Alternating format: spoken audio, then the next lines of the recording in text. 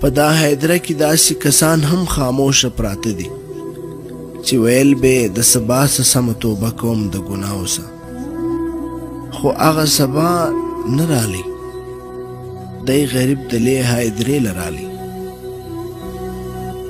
دلته داسې ځوانان هم ډېر خاموشه پراته دي چې دوی به ویل اوس خو لا ځواني ده، دغه لمنځونه و نفلونه به د ژوند په آخر کې ګورو، خو افسوس د ځوانۍ مرګی. ای مسلمانانو ورونو، دا زموږ وروستی آخري کور دی، د دا کور تیاری وکړئ.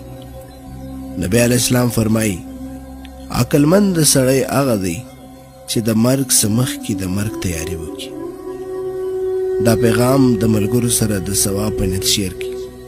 کیدای شي د یو انسان زړه بدل شي، په ثواب کې به موږ دوی ټوله شریکان یو.